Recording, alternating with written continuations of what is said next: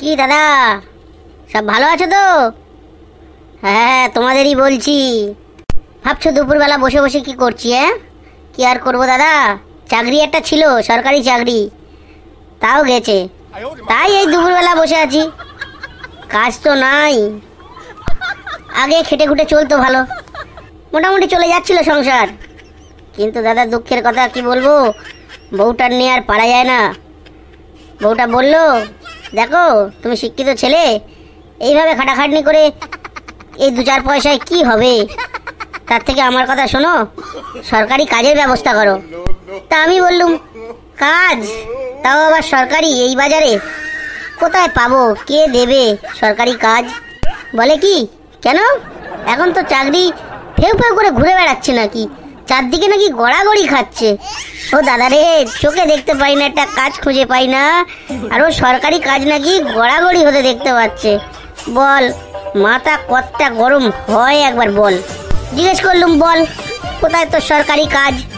বলে কি, এখন নাকি ঘুষ দিলে চাকরি হচ্ছে, স্কুল মাস্টারি সব নাকি ঘুষ দিয়ে চাকরি ঢুকে যাচ্ছে, সব স্কুলের মাস্টার হয়ে যাচ্ছে। তাই বললুম, পয়সা পয়সা কোথায় পাবো? আমার তো আর অত পয়সা নেই। বউ বলে, সেসব জানি না, কোথাতে পাবি না পাবি তুই দেখ। তা লাস্টে কি আর করবো, বোর যে গয়নাগাটিগুলো ছিল সেইগুলো নিয়ে, বাড়ির জমি জমার কাগজপত্রগুলো নিয়ে বাঁধা দে, 6-8 লাখ টাকার মতো জোগাড় করে ঘুষ দে একটা চাকরির ব্যবস্থা করলুম। আর এখন তো তোমরা শুনেছ, যারা ঘুষ দিয়ে সব চাকরির জোগাড় ব্যবস্থা করেছে তাদের চাকরিগুলো সব কেড়ে নিচ্ছে, আবার মাইনেগুলোও ফেরত দিতে হবে যত দিনের পয়সা নেছো। আচ্ছা, কি অনাচার বলো দিনি। তাই দাদা ল্যাজ পোঁদে নে ঘরে বেড়ালের মতো লুকিয়ে আছি, কিন্তু সেখানেও শালা শান্তি কোথায়? ঘরের বউ ঘরে নি, আর দেখো দেখো দুপুরবেলা খেয়ে রেখেছিলুম, কাটা ফোটা যা পড়েছিল, সে বাইরের একটা কুকুর এসে সেগুলো খেয়ে আর ঘরের কোণে রেস্ট নিচ্ছে। দেখো, এই এই যা যা, হাই হুর হুস হুস হুস। বলো, শালা যাওয়ার নাম করতেছে, তেড়ে যেন কামড়াতে আসে, দাঁত বের করে হি হি করতেছে। এখন কোথায় যাই? হ্যাঁ, আর তুই বেই দিছিস, মেয়ে ছেলে, তুই বেই দিছিস দুপুরবেলা। হ্যাঁ, তোর একটা সংসারের দিকে মন নি? সেই ভরদুপুরে বেই দিছিস তুই, মেয়ে ছেলে, সন্ধে হয় হয় এইবারে, তোর এখনো বাড়ি আসার নাম নি। হ্যাঁ বলো, কতটা রাগ লাগে শুধু বলো তোমরা। তারপর দাদারে, চাকরিটা তো গেল, মাইনেও দিতে হবে, এখন বুঝতে পারছি না কি হবে। তার মধ্যে বাবুর পয়সা চাই, সরকারি চাকরি চাই। এই অবস্থায় আমি কি করি? আমার ভয় দেইকে 3 ছাবাল নিয়ে গেল কোর্টে, বললো তোর ভাত খাবুনি, রইল তোর ঘর, রইল তোর বাড়ি। উফ বাবারে, আর পারি না, এই মেয়ে ছেলের নিয়ে আর পারি না। কোর্টে গেছে আমার ডিভোর্স দেবে। বলো, সব শুনে কোর্টের জজ বললো, তোমাদের 3টে ছেলে মেয়ে, কি করে ভাগ করবে বলো? বউ বললো, আর একটা আমরা ছেলে নেবো, নে সমান সমান করে ভাগ করব। খুশির খবর কি বলবো ভাই রে, হলো বাচ্চা হলো, তবে জোড়া, যমজ বাচ্চা। আমার বউ বলেছে, যতক্ষণ না একটা বাচ্চা হচ্ছে, সমান সমান ভাগ করতেছি, ততদিন বাচ্চা নেই চলবো, নেই চলবো। এবারে বলো আমি কোন দিকে যাই আর কি করি? ও ঝুমা, ঝুমা ঘরে আছো নাকি? কে গো তুমি, ভাতার খাকি?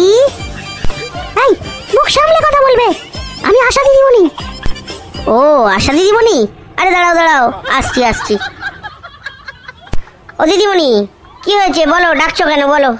বলছি তোমাদের বউ ঝুমা কোথায় গো? ঝুমা? ঝুমা ওই তো ও পাড়ায় কেলোর বাড়িতে গেছে। কি, কেলোর বাড়িতে গেছে? এই সময় ওর কি বাইরে বেরোনো উচিত হয়েছে বলো দাদা? কেন দিদি, কি হয়েছে? ও এখন প্রেগনেন্ট, ওকে বাড়িতে বসে রেস্ট করার দরকার ছিল। ও তাই বলো? ওকে আমার কথা শোনে? কিছুই শোনে না। ও পাড়ায় কেলোর বাড়িতে গিয়ে থাকে, আবার যখন ইচ্ছে হয় ফিরে আসে। এই তো সকালে বেরোলো, এখনো আসবার নাম নেই। কি আর বলবো বলো দিদি, বলবার কিচ্ছু নেই, সবই আমার ভাগ্য। কেলোর বাড়িতে গেছে, বললো কি একটা কাজ আছে। এইবারে সন্ধে হয়ে যাবে, বলো তো বাড়ি আসতে নেই? তুমি একটা একটা ফোন করে দেখলেই তো পারো। হ্যাঁ, এইটা তুমি ঠিক বলেছো, ভেবে দেখিনি তো ব্যাপারটা। ফোনটা ঘরের মধ্যেই আছে। ওই যা, কথায় কথায় ভুলে গেছি। ও দিদিমণি এসো, ঘরে এসো, দেখি ফোনটা করে দেখি। ও দিদিমণি, তুমি ওই সোফাটাতে গিয়ে বসো। হ্যালো, হ্যাঁ ওগো ঝুমা, আচ্ছা শোনো, তুমি কখন বাড়ি আসবে? হ্যাঁ, কি আক্কেল দেখো। কি হয়েছে দাদা, এত রেগে যাচ্ছ কেন? আর কি বললো সে? কি বলবো দিদি, সবই আমার কপাল। বলে কেলোদের বাড়িতে নাকি বৃষ্টি হচ্ছে, সে নাকি আসতে পারবে না আজ রাত, সেখানেই থাকবে। ও আচ্ছা, বুঝে গেছি আমি। আর কিছু বলতে হবে না দাদা, তুমি একটা কাজ করতে পারবে, তাহলে ঘরের জিনিস ঘরে আসবে। হ্যাঁ, কি করতে হবে দিদি? কিছু না, তুমি শুধু তোমার বউকে ফোন করে বলবে যে আমাদের এখানে খুব ঝড় বৃষ্টি হচ্ছে, আর কেলোর বউ এখানে এসেছিল আমার কাছে, আটকে গেছে, যেতে পারছে না, কাল সকালে যাবে। এটাই শুধু তোমার বউকে জানিয়ে দাও, দেখো কাজ হয়ে যাবে। বাহ, ভালো বলেছো তো দিদি, বুদ্ধিটা বেশ খাসা। হ্যালো, হ্যাঁ শোনো, তুমি সাবধানে থেকো, তোমার আজ রাত্রে আসতে হবে না। কেলোর বউ আমার কাছে এসেছিল একটু দরকারে, এখানেও খুব বৃষ্টি হচ্ছে। হ্যাঁ হ্যাঁ, খুব বৃষ্টি হচ্ছে, কেলোকে জানিয়ে দিও। কেলোর বউ কাল সকালেই বাড়ি ফিরবে, বৃষ্টি ঝড় থেমে গেলে, চিন্তা করতে হবে না। আচ্ছা, হ্যাঁ হ্যাঁ, রাখি। ওহ দিদি, তোমার কি বুদ্ধি, কি বুদ্ধিটাই না দিলে, এইবারে বক্ষম কাজ হবে।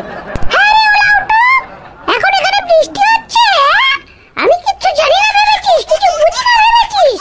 কোথায় কোথায় কেলোর বউ, কোথায় লুকিয়ে রেখেছিস তারে, বের কর। আমি যেন কিচ্ছু বুঝতে পারিনি। হ্যাঁ, কোনো ঝড় নেই, জল নেই, আকাশ চকচকে পরিষ্কার, আর কেলোর বউ রাত কাটিয়ে তবে তোর কাছ থেকে যাবে। বের কর, আগে বের কর, লাউটো কোথায় রেখেছিস, বের কর তাকে লুকিয়ে। দেখো দেখো দিদি, দেখো কিরম গালাগালি করছে, দেখো। ওষুধে তাহলে কাজ হয়েছে তো, কি বলিস? কি তার মানে, কি বলতে চাইছো তোমরা?